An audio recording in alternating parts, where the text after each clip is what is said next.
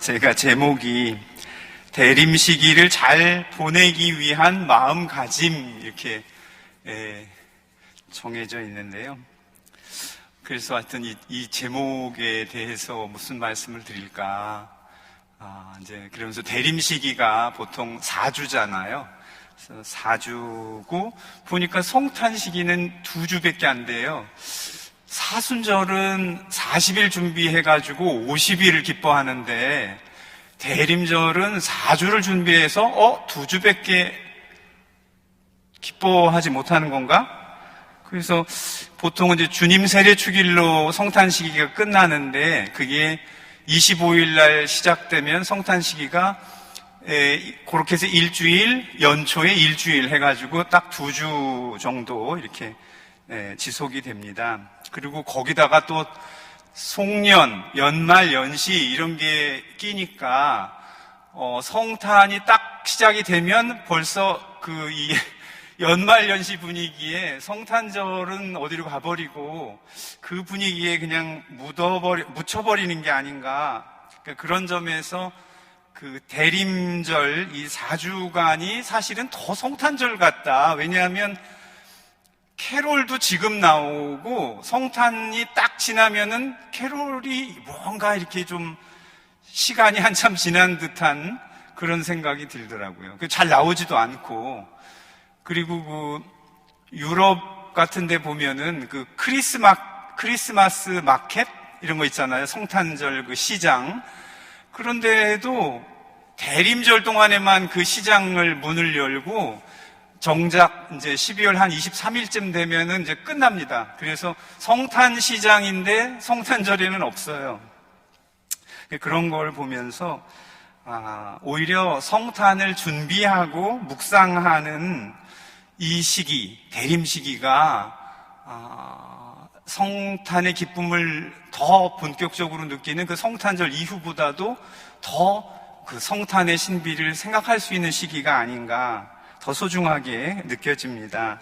그래서 대림 시기를 잘 보내기 위한 마음이 어떤 마음일까 이런 생각을 해보는데요. 대림절은 우리가 잘 알고 있다시피 구세주 예수님의 탄생을 준비하는 그런 시기이죠. 그런데 인간에게 있어서 탄생이라고 하는 것은 참으로 중요한 사건이죠. 한 생명이 하느님으로부터 이 세상에 이렇게 나오는 일이잖아요.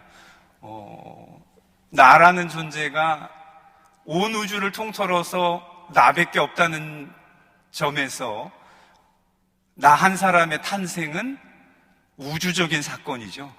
어디 딴 데 또 나랑 똑같은 사람이 있는 게 아니고 그 전에도 또 앞으로도 유일무이한 그런 귀한 존재로 내가 이 세상에 탄생했다고 하는 것 자체가 참으로 굉장한 일입니다. 그런데 그 첫 번째 탄생은 사실 우리가 계획해가지고 온 게 아니잖아요. 이 탄생은. 그런데 우리에게는, 우리 삶에는 이 탄생 말고도, 즉 내가 태어난 이 탄생 말고도 두 번째의 제2의 탄생이 또 있다. 그것은 바로 하느님 나라로의 탄생이죠. 그래서 성인들이 왜 돌아가신 날을 우리가 그 성인 기념일로, 축일로 지내는 게 다 하늘나라로의 탄생을 기념하는 날이잖아요. 성인들을 기리는 이유는 우리들도 다 그렇게 하느님 나라로 탄생해야 될 사람이다 라는 것을 암시하고 있는 것이라고 하겠습니다. 대림절이 그리스도의 탄생을 직접적으로 준비한다고 하지만 우리가 교리에서 배웠듯이 대림절은 또 마찬가지로 그 예수 그리스도의 재림을 기다리는 그런 의미도 이 대림에 있잖아요. 근데 예수님 구세주이신 예수 그리스도의 재림이라고 하는 것은 사실 세상 끝날을 얘기하는 건데 그 세상 끝날이 언제 올지는 우리는 모르잖아요. 그러니까 우리 한 사람 한 사람에게 있어서는 이 세상의 끝날은 언제일지 모르고 내 삶이 끝나는 날이 사실은 더 확실한 어떤 세상의 종말과도 같은 그런 시점이라고 말할 수 있습니다. 그러니까 그런 점에서 대림절에 예수님 탄생뿐만이 아니라 다시 오실 그 주님을 기다리는 그 종말에 예수 그리스도의 재림도 기다리는 이때이기는 하지만 우리는 이 대림 시기에 특별히 우리 각자가 내 삶을 마무리하고 하늘나라로 태어날 바로 그 탄생을 또 준비하는 것이 사실은 우리에겐 더 현실적인 얘기죠. 예수 그리스도의 재림을 준비하는 것보다는 어쩌면 내 삶의 끝을 준비하는 게 더 현실적이라고 말할 수 있습니다. 그래서 이 대림 시기는 예수님 탄생을 직접적으로 준비하면서도 동시에 우리 각자의 하늘나라로의 탄생을 준비하고 기다리는 시기라고도 할 수 있겠습니다. 우리 인생 전체가 사실은 그래서 다 대림절이다 이런 말도 하지 않습니까? 우리의 두 번째 탄생을 준비하는 시기인 것이죠. 우리는 모두 다 하느님의 도움으로 그분의 은총 안에서 우리 삶을 성실하게 열심히 잘 살려고 노력하고 있습니다.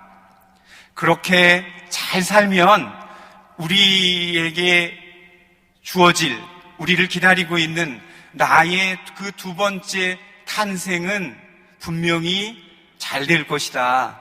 탄생이 잘 되는 걸 뭐라 그러죠? 순산. 아니, 잘 태어나는 게 순산이잖아요. 근데, 그러니까 우리는 전부 다 순산 되어야 해요. 그러니까 첫 번째 이 세상에 난 거는 내가 준비해서 온 거 하나도 없는데, 두 번째 탄생은 우리가 준비할 수 있고, 우리가 하지 않으면 아무도 그 준비는 안 해주니까, 두 번째 탄생은 내가 적극적으로 주도권을 쥐고 내가 준비하겠다. 그런데 우리가 이 세상에 살면서 하느님 뜻대로 잘 살지 못하고 하느님 원하시는 것만 골라서 안 하면서 만약에 잘못 산다면 그 두 번째 탄생이 어떻게 될까요? 난산이라도 되면 다행이에요. 왜냐하면 일단 난산이라도 어쨌든 생명이 태어난 거니까. 근데 사산이 되면 안 되잖아요. 네, 그래서 우리는 전부 다 이 두 번째 탄생이 잘 되기를 바라고 있습니다. 이것이 성공적으로 이루어지길 바라는데 예수님이 비천한 인간으로 이 세상에 오신 이유, 강생하신 이유도 바로 우리의 이 두 번째 탄생을 잘하도록 도와주기 위해서 오셨다는 것입니다. 그 두 번째 탄생이 잘 되면 어떻게 되는 거죠, 우리가? 하느님과 영원히 그 영원한 생명을, 그분이 약속해 주신 그 삶을 끝없이 누릴 수 있는 거죠. 그걸 뭐라 그래요? 구원이라고 하잖아요. 그러니까 예수님이 이 세상에 강생하신 이유는 우리를 구원하시기 위해서 이 세상에 오신 것이죠. 그러므로 예수님의 삶 속에 우리 두 번째 탄생의 성공 열쇠가 감추어져 있습니다. 우리가 두 번째 탄생을 잘 맞이할 수 있을까 없을까 비결을 우리는 예수님의 삶 속에서 찾아볼 수 있다는 것입니다. 예수님은 하느님 나라 선포를 위해서 목숨을 바치신 분이죠. 우리를 위해서 십자가의 제물이 되신 분이십니다. 그래서 가만히 따져보면 예수님의 그 죽음은 예수님의 우리를 향한 다 내놓은 사랑이에요. 인간을 위해서 당신 목숨을 다 내놓으신 사랑이죠. 근데 또 동시에 우리만을 위한 사랑이 아니라 예수님은 십자가상의 죽음을 통해서 성부 하느님께 대한 다 내놓은 사랑으로 그 죽음을 맞이하신 것이죠. 그러니까 예수님은 한 번의 십자가상 죽음으로써 우리 인간을 위한 다 내놓은 사랑도 보여주시고 성부 아버지 하느님께로 바치는 그 사랑의 제사도 동시에 봉헌하셨던 것이죠. 그러므로 우리 자신의 두 번째 탄생을 순산이 되게 하고 싶다면 우리도 예수님처럼 다 내놓은 사랑의 삶을 살아야 한다는 것입니다. 예수님처럼 그렇게 사랑의 삶. 근데 사실 이거 다 알고 있는 거잖아요. 이게 지금 무슨 엄청 새로운 얘기를 하는 것도 아니고 우리가 다 알고 있는 얘기거든요. 그런데 사실 조금 자신은 없어요. 예수님처럼 그렇게 완벽하게. 예수님은 사실 무슨 빈틈이 없었죠. 무슨 죄를 지신 게 없잖아요. 하느님 뜻에 어긋나게 뭘 하신 게 없잖아요. 그런데 우리는 그렇게는 할 자신은 없어요. 그래서 100점짜리는 못 되더라도 그래도 애는 써야 하느님의 자비라도 구할 수 있지 않겠나. 근데 별로 우리가 애를 쓰지 않는다면 자비를 구할 염치가 없죠. 그러니까 비록 100점짜리의 어떤 다 내놓은 사랑, 예수님처럼 정말로 온전히 다 내놓는 그런 사랑을 내가 삶으로써 나의 두 번째 탄생을 준비하지는 못한다 할지라도 그래도 할 수 있는 데까지 애는 써보자. 그러면 주님의 자비라도 바랄 수 있지 않을까라는 생각을 하게 됩니다.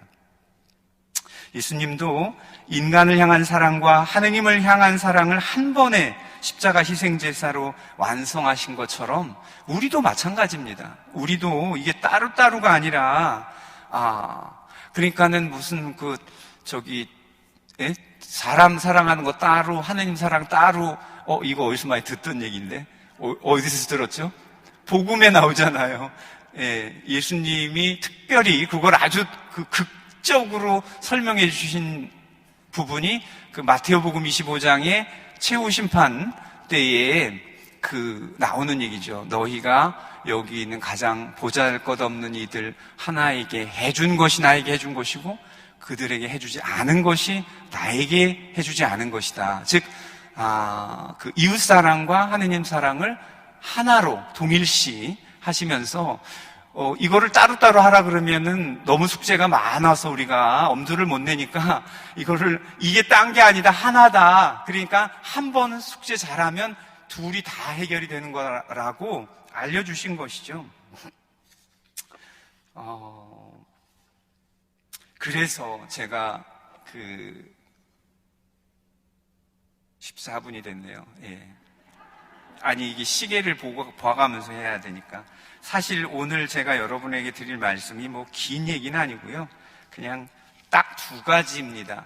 하나는 그래서 예수님도 그렇게 십자가에서 하셨으니까 우리도 사람을 사랑해야 되는데 어떤 사람 사랑해야 되느냐. 어려운 처지에 있는 사람, 가난한 사람. 그리고 두 번째로 또 우리가 사랑해야 될 게 요새는 이제 예수님 시대만 해도 가난한 사람만 사랑해도 그걸로 끝났는데 요새는 이제 가난한 사람과 어려운 사람과 함께 해가지고 자 이제 하느님께로 갑시다 했는데 가려고 하니까 지구가 너무 뜨겁네. 세상이 망가져가고 있네. 이거 어떡하지? 그러니까 지금 가난한 사람만이 아니라 지구가 가난해졌어요. 그래서 가난한 지구도 같이 신경을 써야 이게 사람들이 같이 살아갈 수 있으니까 이것이 말하자면 하느님 사랑이라고 하는 것을 우리가 생각할 수 있는 것이죠. 그래서 첫 번째로 가난한 사람과 함께 사는 것이 중요한데 어저께 대림 2주일 인권주일이었잖아요. 또 이번 한 주간이 일주일 동안 사회교리 주간입니다. 그리고 돌아오는 주일이 대림 3주일이 자선주일이에요. 근데 사실 이게 다 하나의 주제입니다. 인간이 누구라도 소중하고 존엄한 존재다. 하느님이 그 안에 계시니까. 그런데 특별히 스스로 힘으로 잘 살아갈 수 있는 사람들은 별로 돌보아 주지 않아도 되는데 스스로 홀로 살아가기 어려운 사람들은 누군가 옆에서 돌봐 주지 않으면 안 된다. 그러니까 특별히 어려움에 있는 사람들을 돌봐 주자. 그래서 인권주일, 사회교리 주간, 자선주일 이런 게 있는 것이죠. 결국 가난한 사람을 돌보는 것이 곧 하느님께 대한 다 내놓은 사랑의 삶임을 알려주려는 데에 있다고 하겠습니다. 특히 사회교리는 인간이 홀로 사는 존재가 아니고 함께 살아가야 하며 약자를 우선 배려하도록 촉구하는 그런 내용을 담고 있습니다. 그래서 또 이 얘기도 사실 우리가 다 잘 알고 또 여러분이 이미 잘 실천하고 계시는 것이죠. 어려운 사람들 보면 내가 도움의 손길을 내미는 거. 근데 우리가 이 크리스마스 때가 되면 항상 생각나는 무슨 영화 없으세요? 응? 해리포터? 그건 좀 너무, 거기서 해리포터도 벌써 오래된 영화이긴 하지만 그거 말고 조금 더 고전적인, 나홀로 집에 나올 줄 알았어요. 그거 말고 제가 말씀드리려고 하는 것은 그 스크루지 영화 아시죠? 저도 중학교 때 그 성당에서 이게 학생들이 성탄 때 이거 연극제의 한 토막을 연극했던 것 같아요. 근데 하도 오래돼가지고 이제 기억이 가물가물한데 하긴 했었던 것 같아요. 근데, 그 19세기 영국 작가인 찰스 디킨스의 소설 크리스마스 캐롤이 원작입니다. 이게 1843년에 만들어진 소설이니까 배경이 말하자면 산업혁명 시대의 어려운 그 영국을 배경으로 한 어려운 시대인데 그때 거기 나오는 주인공의 이름이 스크루지예요. 다 내용 아시죠? 다 아시겠지만 사실 간단히 제가 그 내용을 한번 상기시켜드리면 그 스크루지는 아주 철저한 수전노였죠. 돈만 아는 사람, 엄청난 구두쇠여가지고 누가 좀 가난한 사람 도와달라고 하면 절대 쫓아버리고 애들이 와서 막 크리스마스 캐롤 부르면서 이렇게 도와달라고 해도 다 쫓아버리고 자기 사무실에 데리고 있는 직원한테도 석탄 아낀다고 불도 못 되게 해가지고 촛불에 이렇게 손 녹이고 정말로 구두쇠인 것이죠. 그리고 고리대금 업자가 아니었을까 싶어요. 그래서 돈 꿔준 사람들에게 철저하게 그 돈을 이렇게 받아내려고 애쓰는 그런 사람인데, 그에게는 그때로부터 7년 전에 죽어버린 동업자인 말리라는 동업자가 있었는데, 이 크리스마스 이브에 그 말리의 유령이, 7년 전에 죽은 말리의 유령이 스크루지에게 나타나가지고,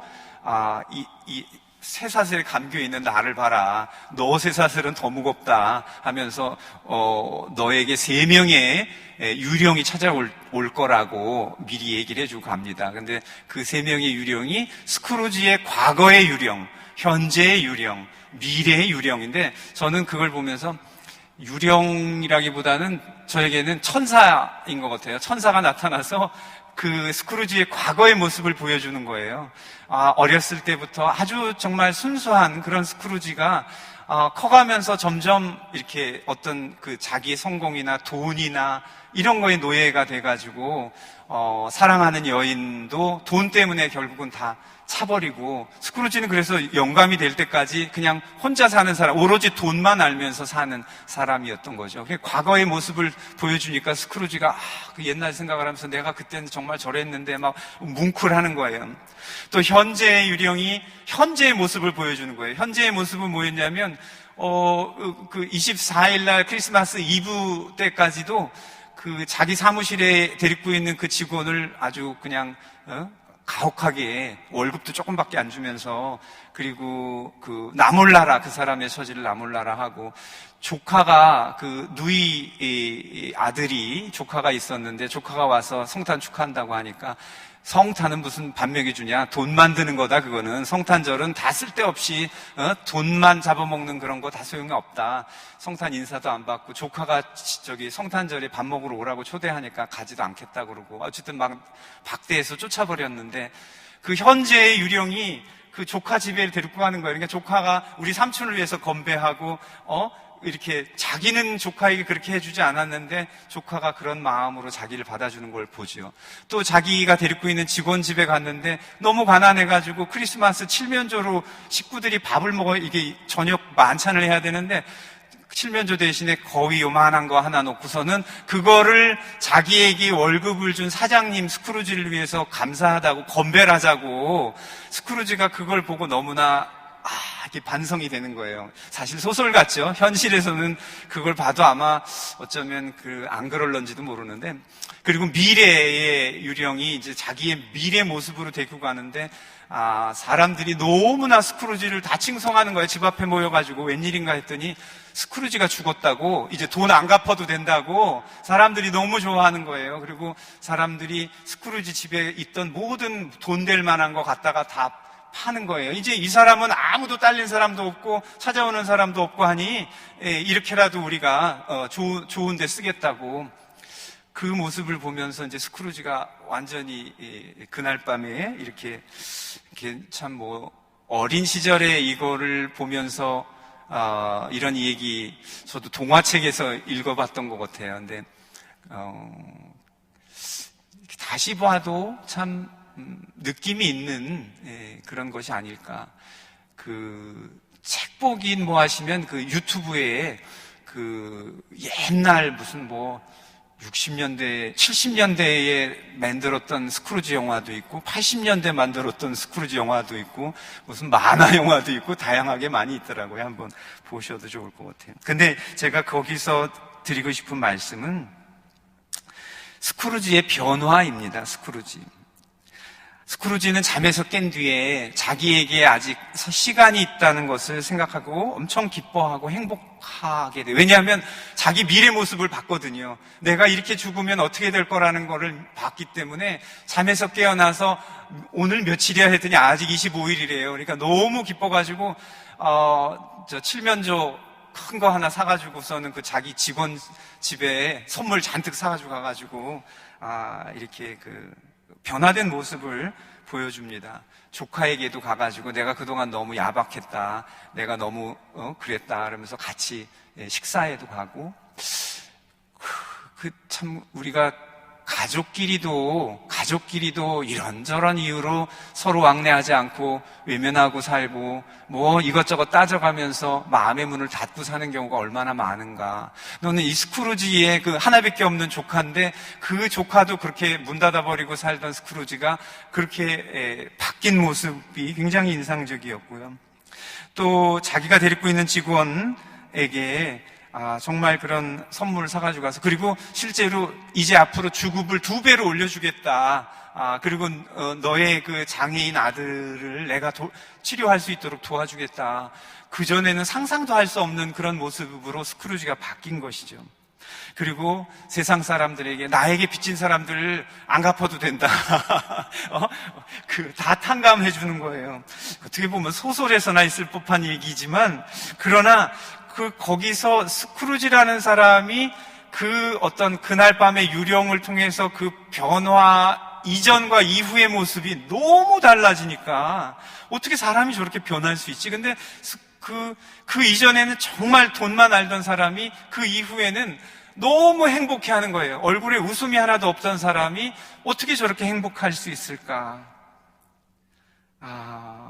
그래서 사람들과 나누고 사람들과 함께 사는, 그러니까 식사에 초대해서 같이 춤도 추고 같이 건배도 하고 사람들하고 얘기하고 대화하고 이런 행복, 기쁨을 스크루지가 발견한 것이죠.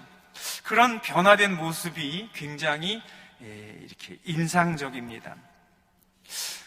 그런 변화야말로 이런 대림절에 가난한 사람들을 향한 우리의 마음을 조금 더 이렇게 변화시키게 하는 어떤 계기라 그럴까요? 어떤 상징적인 모범이라 그럴까요?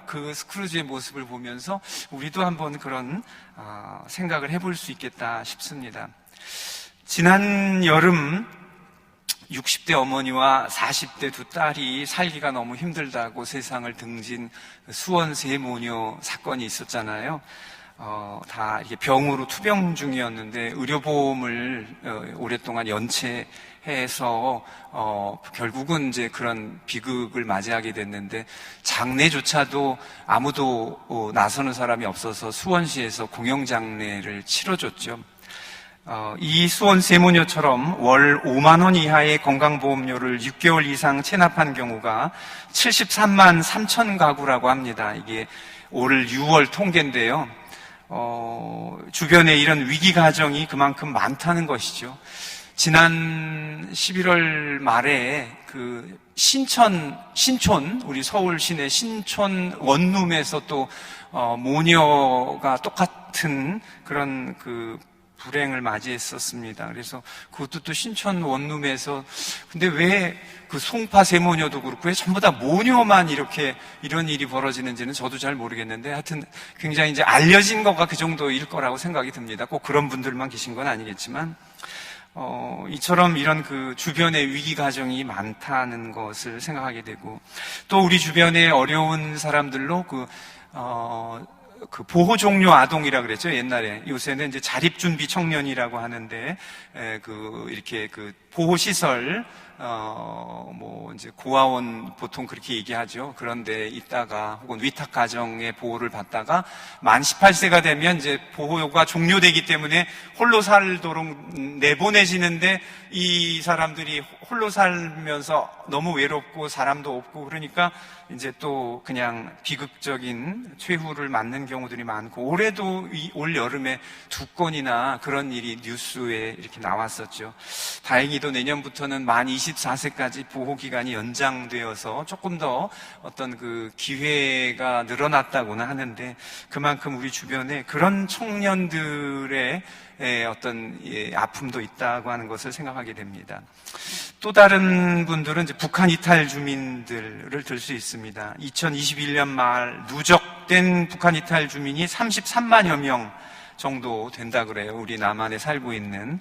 근데 이분들은 사실 잘 티가 나지 않고, 그런데 어쨌든 간에 주변으로부터 차별과 또 편견에 의한 여러 가지 어려움에 시달리고 있습니다. 대표적인 것이 그분들이 대부분 다 가난의 어려움을 겪고 있다는 것입니다. 그 몇 년 전에 그 탈북 모자가 아사했다는 뉴스 나온 적 있잖아요. 근데 올해에도 경남 김해시하고 서울 양천구에서 역시 똑같이 탈북자인 분들이 이렇게 죽음으로 발견된 그런 비극들이 있었습니다. 그러니까 그 본당에도 보면 알려지지 않지만 우리 본당에 같이 살고 있는 분들로서 그런 분들이 분명히 있을 텐데, 우리가 어떻게 도움의 손길을 주고 있는가. 뭐 꼭 물질적이 아니더라도 그 편견이나 어떤 그 차별 이런 거라도 없이 정말 따뜻하게 함께 살 수 있는 그런 공동체가 우리에겐 필요하겠습니다. 또 다른 아픔으로 우리가 들 수 있는 것은 발달장애 의 가족들입니다. 올해도 5월 달에 40대 여성이 발달장애를 앓던 아들과 함께 이렇게 스스로 목숨을 끊는 그런 아픔이 있었는데요. 2021년 말 현재 발달장애인이 우리나라에 25만여 명이 된다고 합니다. 그러니까 그 가족들까지 치면, 근데 우리 중에 누구가 무슨 장애로 살아가고 싶어서 장애로 나는 것도 아니고, 장애를 스스로 갖는 것도 아니고, 어떻게 하다 보니 그런 어려움이 십자가가 주어지는 것인데, 그들과 함께 살아갈 수 있는 그런 주변의 관심과 어떤 이 연대가 무엇보다도 우리에게 필요하다는 것입니다. 또 다른 문제는 빈곤 노인의 문제입니다. 전 세계에서 고령화 속도가 가장 빠른 나라로 노인 빈곤율이 OECD 1위에 해당이 되고, 이 빈곤 노인하고 또 많이 겹치는 것이 이제 노숙인들인데요.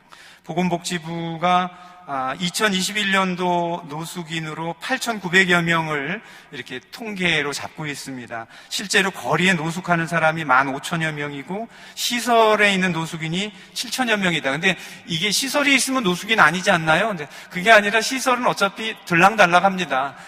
시설에 그 산을 살 수 있는 게 아니기 때문에 결국은 시설에서 일시 보호하고 있지만 그 그분들도 주거가 안정되어 있는 것이 아니고 같은 의미에서 무슨 고시원이라든가 여관이라든가 쪽방촌이라든가 또는 뭐 옥탑방이라든가 지하라든가 이런 데도 정상적인 그런 주거가라고 볼 수 없기 때문에 거기에 사시는 분들까지도 다 참으로 어려움 속에 있는 분들이라고 생각할 수 있겠습니다.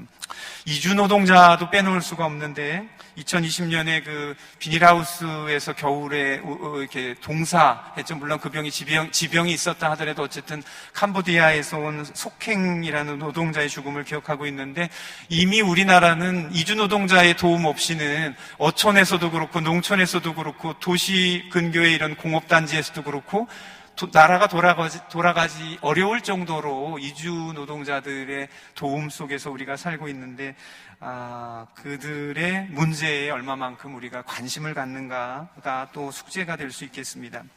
그래서 이건 하나의 이제 단적인 예에 불과한데 이런 것을 우리가 뭐 어떻게 다 일시에 해결하거나 그렇게 할 수 있는 것은 아니지만 꾸준히 그런 문제가 있고 그런 이들이 우리와 함께 살아가고 있다고 하는 것에 대한 관심, 무관심을 떨쳐버리고 그들이 나와 함께 살아가고 있다, 내 주변에. 이것을 이렇게 생각하는 게 무엇보다도 중요하겠습니다. 스크루지가 변화되기 이전에는 자기 주변에 대해서 별 관심이 없었어요. 자기 조카가 어떻게 되는지, 자기가 데리고 있는 직원이 어떻게 살고 있는지, 돈을 빌려간 사람들이 어떤 어려움이 있는지 하나도 관심을 가지려고 하지 않았는데 변화되고 나서 세상이 달라 보였던 것이죠. 그런 관심이 우리에겐 무엇보다 중요하겠습니다. 두 번째로 지구를 돌보며 다른 피조물들과 함께 사는 것입니다. 앞에서 얘기했던 그런 분들, 여러 계층의 분들을 우리가 사회적인 취약계층이라고 얘기하는데 이 오늘날 기후위기 시대에 취약계층에 놓여있는 사람들이 그 기후위기의 피해를 더 이렇게 아주 직접적으로 보고 있다는 것입니다. 그래서 그분의 삶이 더 어려운 것이죠. 그 대표적인 예가 지난 여름에 8월 달에 그 100년 만에 내렸다고 하는 기록적인 폭우가 있었을 때 그 신림동 그 반지하에 발달장애인 일가족이 그때 이렇게 사고를 당했잖아요. 근데 그 같은 기후 위기로 인한 문제지만 결국은 그 사회적 취약계층이 당하는 그 피해는 보통 사람보다 훨씬 크다는 것을 우리가 생각할 수 있습니다. 기후위기는 자연이 감당할 수 없을 만큼 너무 많이 우리가 소유하고 감당할 수 없는 쓰레기를 너무 많이 배출하기 때문입니다. 기후위기와 연관해서 2016년에 세계 4대 기후악당 국가로 한국이 지목된 바가 있습니다. 우리나라 인구가 5,100만 정도라고 한다면 인구수로 따지면 전 세계에서 랭킹이 한 29위 정도 되더라고요. 인구가 많은 랭킹으로 29위 정도 되는데 그러면은 인구수당 생각해보면 세계적으로 온실가스 배출이라든가 기후위기에 기여하는 어떤 그 비율이 29등 정도 돼야 되는데 우리는 그보다 훨씬 더 많은 것이죠. 온실가스 특히 이산화탄소 배출이 세계 7위에 이르고요. 1인당 에너지 소비는 세계 최고라고 합니다. 아니 인구수로 29이면 한 29등 정도 해야 맞는데 그럼 그 얘기는 우리 한 사람당 한 사람이 다른 나라의 사람들보다 훨씬 더 많은 에너지를 쓰고 더 많은 쓰레기를 배출하고 더 많은 온실가스를 뿜어내는 데 기여하고 있다는 것이죠. 실제로 우리나라에 57기의 석탄 화력 발전소가 돌아가고 있고 4기는 건설 중에 있습니다. 24기의 핵발전소가 가동 중이고 4기를 또 이렇게 계획 중에 건설 중에 있는데요. 여기서 결국은 만들어진 전기를 가지고 우리가 에너지를 쓰고 있는 것이죠. 그러니까 그 전기 없는 세상은 지금은 상상할 수 없는데 전기 발전이 석탄이라든가 등등 해가지고 그 화석 연료를 가지고 전기를 만들어내는 게 한 90% 이상입니다. 90% 이상의 전기를 우리는 뭘 가지고 만드냐면 화석연료, 즉 석탄, 그리고 원자력, 천연가스 이런 거. 근데 지금 우크라이나에서 전쟁으로 인해서 그 전기가 끊어져가지고 뭐 영하 20몇 도래요. 우리 지금 영하 뭐 2도, 3도는 아무것도 아니에요. 영하 25도 정도 되는 추위를 전기가 없으니까 그 추위에 사람들이 고생하고 있다는 뉴스가 계속 나오고 있잖아요. 그래서 우리가 이 전기를 사용하는 것도 하여튼 그런 상황이 있다. 그 작년 7월 달인가 8월 달에 그 KBS 스페셜, 환경 스페셜에 옷을 위한 지구는 없다 이런 프로그램이 방송됐습니다. 지금도 유튜브에 있으니 한번 보실 수 있어요. 옷을 위한 지구는 없다. 2022년 방송 대상을 수상한 작품인데 여기에 보면 뭐가 나오냐면 이번에 월드컵 때 우리나라로 하여금 16강에 갈 수 있게끔 적극 도와준 나라가 어느 나라죠? 가나. 맞아요. 가나 초콜릿으로 유명한 그 가나. 예. 근데 그 가나의 수도가 아크라가 수도인데 아크라에 가면 헌옷 시장이 있어요. 우리나라에서 수출한 헌옷들이 가나의 그 시장으로 갑니다. 물론 가나만 가는 건 아니라 동남아의 다른 나라도 가지만 우리나라가 전 세계에서 헌옷 수출하는 나라로 5위에 드는 나라입니다. 그만큼 많이 헌옷을 수출해요. 우리가 동네에 있는 헌옷 수거함에다 옷을 다 넣으면 여러분들은 이게 아마 가난한 사람에게 좋은 데 쓰여질 거야 하고 넣으실런지는 모르겠지만 실제로 그렇게 수거된 옷들은 한 5% 정도만 무슨 빈티지의 샵이나 이런 데서 다시 거래가 되고 90% 이상은 다 해외로 수출이 됩니다. 그 업자들이 갖다가 해외로 수출해버리는 거죠. 근데 그런 옷들이 가나 같은 데 가가지고 근데 그 나라도 너무나 많이 옷이 들어오니까 이걸 다 소화를 못해가지고 그냥 다 버려지는 거예요. 근데 버려지는데 그런 나라들은 또 무슨 쓰레기 재활용이나 이런 그 시스템이 안 돼 있으니까 그냥 길거리에 강에 바다에 다 버려지는 것이죠. 전 세계에서 1년에 1,000억 개의 새 옷이 만들어지고 매시간 1,000만 벌이 생산되는데 매시간마다 300만 벌의 옷이 버려지고 있다고 합니다. 1년에 330억 개의 옷이 버려지는데 옷 한 벌 만드는 데 드는 에너지 양이 막대해서 전체 산업용 폐수의 20%가 바로 의류 산업에서 나온다고 해요. 그 염색한다든가 뭐 이런 거에 많이 이제 에너지가 쓰이는 거죠. 그래서 의류 산업이 배출하는 온실가스의 양, 이게 이제 기후위기하고 직결되는 건데, 옷 한 벌 만들기 위해서 배출되는 온실가스의 양이 놀랍게도 전 세계의 모든 선박과 항공기 산업을 다 합친 것보다도 더 많다고 합니다. 이거 믿으실 수 있겠어요? 근데 현실이 그런 거예요. 그러니까 비행기 한 번 타면은 막 쫙, 온실가스 엄청 많이 나올 거야.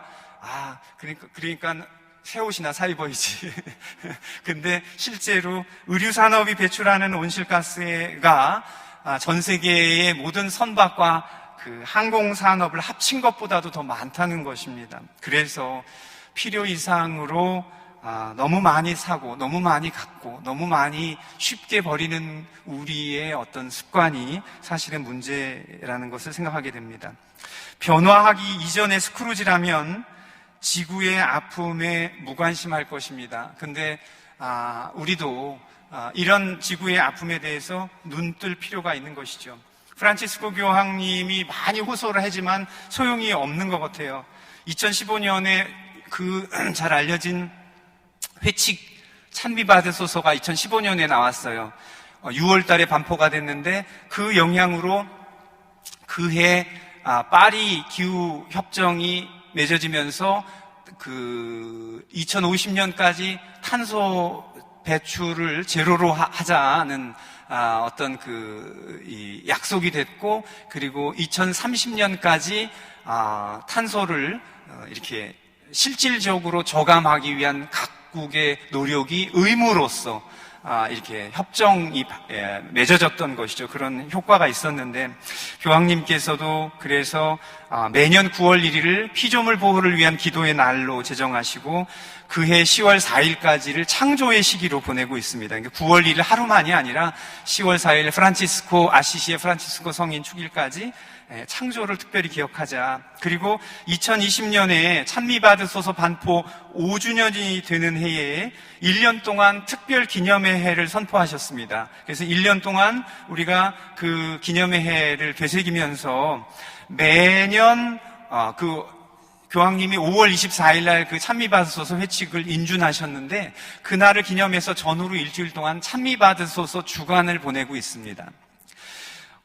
그래서 2020년 한국 천주교 주교회의도 바로 이 자리에서 그 특별 기념의 해 미사를 거행했고요. 1년 동안 특별 기념의 해를 보내고 나서 작년 5월에 7년 여정, 이것도 다 프란치스코 교황님이 요청하셔서 7년 여정에 들어가자. 이제 시간이 별로 없다. 2030년까지 탄소 배출을 정말로 눈에 띄게 줄이기 위해서는 우리가 다 노력을 해야 한다. 그러니 7년 여정을 전 세계 모든 교회가 함께 해달라. 그래서 한국 주교단도 그 작년 5월에 바로 이 자리에서 주교님들이 다 모여가지고 그 7년 여정 개막 미사를 거행했습니다.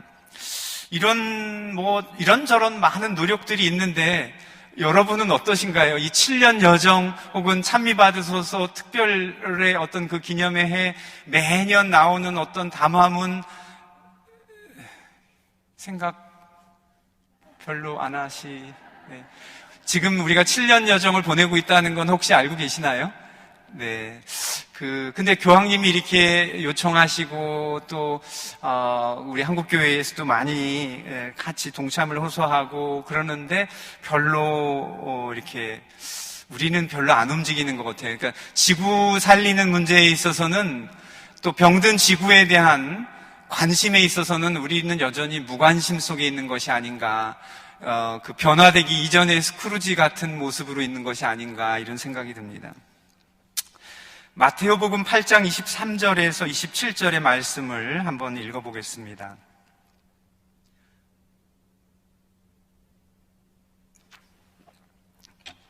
예수님께서 배에 오르시자 제자들도 그분을 따랐다. 그때 호수에 큰 풍랑이 일어 배가 파도에 뒤덮이게 되었다. 그런데도 예수님께서는 주무시고 계셨다. 제자들이 다가가 예수님을 깨우며 주님 구해 주십시오. 저희가 죽게 되었습니다 하였다. 그러자 그분은 왜 겁내느냐 이 믿음이 약한 자들아 하고 말씀하셨다. 그런 다음 일어나셔서 바람과 호수를 꾸짖으셨다. 그러자 아주 고요해졌다. 그 사람들은 놀라워하며 말하였다. 이분이 어떤 분이시기에 바람과 호수까지 복종하는가. 이 마테오복음 8장 23절에서 27절의 짧은 구절인데요. 그 바람과 풍랑을 가라앉히신 예수님. 자연의 기적을 일으키신 거죠. 사람을 병을 낫게 하거나 그런 정도가 아니라, 근데 이 대목에서 제가 지금 이렇게 기후위기가 이게 굉장히 심각한 문제인데, 마치 호숫가에 배가 뒤집어질 것 같아가지고 제자들이 예수님 살려주세요 하는 그 장면과 비슷하지 않나. 우리가 처한 상황이 그런 상황인데 별로 우리가 인식이 없어요. 그래서 제자들이 탄 배가 풍랑을 만나서 위험한데 사실 그때 그 배에 타고 있던 사람들이 누구였냐면 어부였거든요. 어부들이 많았잖아요, 제자들이. 예수님이 딱 12제자만 데리고 배 타고 가신 건데 그 제자들 속에 많은 어부들이 있었는데 어부들에게는 그 정도 풍랑이 불고 배가 흔들리고 물이 좀 들어차고 이런 정도는 유도 아니었을 거다. 그거는 그냥 얼마든지 이렇게 이겨낼 수 있었을 텐데 오죽했으면 정말 죽을 것 같다는 두려움에 사로잡혀서 예수님을 흔들어 깨웠을까 하는 생각이, 그래서 정말 대단한 풍랑이었던 것 같다는 생각입니다. 근데 오늘날 이런 생태 위기도 비슷한데 근데 다른 점이 있다는 생각이 듭니다. 첫 번째로 뭐가 다르냐면 제자들이 당시에 경험한 풍랑과 파도는 호수에 언제라도 있을 수 있는 그런 자연스러운 일이었습니다. 하지만 오늘날 지구에 불어닥친 생태계 파괴와 기후위기라는 풍랑은 인간이 원래 없던 건데 인간이 스스로 자초한 것이죠. 그런 점에서 그때의 그 바람 풍랑과는 질적으로 다릅니다. 둘째로 당시의 제자들은 모두 합심해서 풍랑과 싸웠을 것입니다. 위기 상황을 서로 공유하고 다들 힘을 모아서 바람과 파도와 싸우느라고 무진 애를 썼을 것입니다. 그런데 지금 지구 위기에 대해서는 이 지구호라는 어떤 그 공동의 배, 공동의 지구호에 승선한 그런 인류가 한 마음으로 이 위기에 대처하고 있지는 않습니다. 한쪽에서는 위기 극복을 위해서 애쓰지만, 예를 들면 프란치스코 교황님을 비롯해서 이렇게 교회에 많은 사람들이 또 교회 바깥에 많은 그 시민단체나 의식 있는 시민들이 열심히 노력은 하고 있는데, 다른 한쪽에서는 오히려 위기를 가속화시키는 그런 생활을 계속 하고 있는 것이죠. 또 그리고 이런 것이 되려면 이렇게 국가가 나서서 정치적으로 어떤 제도를 만들고 법을 만들고 뭔가 이렇게 해야 되는데, 나라도 어떤 나라 정부도 다 그 자기 당의 혹은 자기 정권의 어떤 그 안위를 더 먼저 생각하다 보니까 그런 거를 잘 못하는 면이 또 있어요. 또 다른 쪽에서는 아직은 위기가 아니에요. 그렇게 급하지 않아요. 위험하지 않아요. 그리고 대표적으로 이제 늦게 산업화가 시작된 나라들은 저 선진국들을 향해서 니네들은 이미 발전할 만큼 다 해놓고 오해 오면 니들이 다 시켜놓고 우리 보고 이거 하지 마라 저거 하지 마라 그렇게 할 수 없고 우리 좀 먹고 살아야지. 그래서 그동안에 1992년에 리오에서 처음 그 환경 정상회의가 열린 이후에 지속적으로 이런 문제가 국제회의의 의제가 됐으면서도 뭐 하나 딱 부러지게 결정을 못하고 겨우 된 게 지난 2015년 파리 기후협정에서 뭐가 된 거거든요. 그러니까 이런 많은 그 나라들이 아직은 뭐 괜찮아요. 그리고 더 다른 데 관심이 있어요. 자기 나라의 발전, 어떤 경제 성장 이런 거에 더 관심이 있지, 지금 지구 전체가 같이 병들어가고 있다는 거에 대해서는 그렇게 급하게 생각하지 않는 것이죠. 세 번째로 제자들은 주무시는 예수님을 깨우려 주님 구해 주십시오. 저희가 죽게 되었습니다 하고 다급하게 도움을 호소했습니다. 제자들의 얼굴에는 죽음에 대한 두려움과 다급함 등이 고스란히 드러났을 것입니다. 하지만 지금의 지구위기 앞에서는 그리스도인조차도 위기의식이 그다지 깊지 않은 것 같습니다. 그러므로 절박하게 주님께 매달리는 진지함을 찾아보기도 힘든 것이죠. 우리가 지금의 지구위기에 직면해서 진짜로 주님께 절박한 절규를, 간절한 기도를 바치고 있는 것인가 되묻게 됩니다. 제자들은 자기들이 할 수 있는 것을 다 하고서 최후의 보루로 예수님께 매달렸습니다. 우리는 우리가 할 수 있는 것을 다 했다고 말하기도 좀 어렵지 않은가. 그래서 절박한 기도는 더 엄두도 내지 못하고 있는 것이 아닌가, 이런 생각이 듭니다. 넷째로 예수님께서 제자들에게 왜 겁을 내느냐, 이 믿음이 약한 자들아 하고 말씀하셨습니다. 제자들은 정말로 겁에 질려 있었던 것이죠. 그런데 우리는 위기의식도 미약하고, 그래서 주님께 이 위기에서 우리를 구해달라고 절박하게 매달리고 있지도 못하니 어쩌면 제자들과는 또 다른 의미에서 예수님께 꾸지람을 들어야 할지도 모르겠습니다. 그러니까 왜 두려워했느냐, 왜 겁을 내느냐, 이 믿음이 약한 자들아. 예수님이 제자들에게는 그렇게 하셨다면 우리에게는 왜 이렇게 겁이 없니? 에? 이 믿음이 없는 자들아, 이러시지 않으실까? 왜냐하면 지금 상황이 심각한데도 겁이 없는 거예요. 그리고 우리는 신경을 고백할 때는 이 세상을 창조하신 창조주 하느님을 믿습니다. 창조 안에 계신 하느님을 흠숭합니다. 이렇게 고백은 하는데 우리의 행동은 창조 질서를 파괴한다면 그것은 진짜로 믿는 것이 아닌 것이죠. 그러니까 믿음이 없다는 꾸지람을 들을 만도 하겠다는 것입니다. 그리스도인도 지구 위기에 무관심하고, 그래서 주님께 살려달라고 이렇게 매달리지 못하는 그런 모습을 이렇게 좀 되돌아보게 됩니다. 끝으로 5번째, 예수님께서는 바람과 호수를 꾸짖으셔서 단번에 다시 고요하게 만들어 주셨습니다. 하지만 우리가 노력하지 않는데 지금 지구 위기를 주님께서 혼자 다 해결해 주시지는 않을 것이라는 것입니다.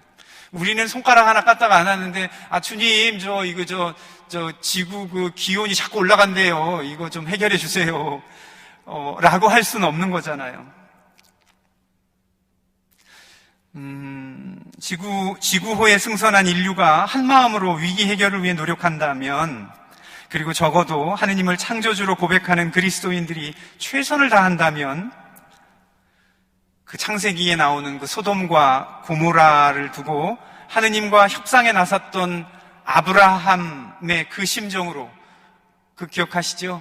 주님, 그 도시에 의인이 50명만 있다면, 주님 40명만 있다면, 주님 30명만 있다면, 20명만 있다면, 계속 했는데 좀 끝까지 더 하지. 아브라함이 하다가 한 10명인가 해서 끝쳐가지고 결국 그 도시가 없어졌다고 창세기에 나오잖아요. 근데 그 얘기는 설사 온 인류가 한 마음으로 위기의식을 갖고 뭉쳐서 어떤 일을 추진하진 못한다 하더라도 뜻있는, 깨어있는, 그야말로 대림절에 깨어있는 그리스도인들이 아브라함의 심정으로 그 깨어있는 의인 몇 명의 자리에서 그 사람으로서 우리가 해야 할 몫을 다한다면 하느님께서 자비를 베풀어 주시지 않겠는가 하는 그런 점에서 우리는 기적을 바라볼 수 있지 않겠는가. 저는 그런 생각이 듭니다. 그것이 바로 그리스도교의 희망이라고 할 수 있겠습니다. 우리가 절망 속에서도 희망할 수 있고 죽더라도 부활을 고대할 수 있기 때문입니다. 그래서 이제 마무리 말씀을 드립니다.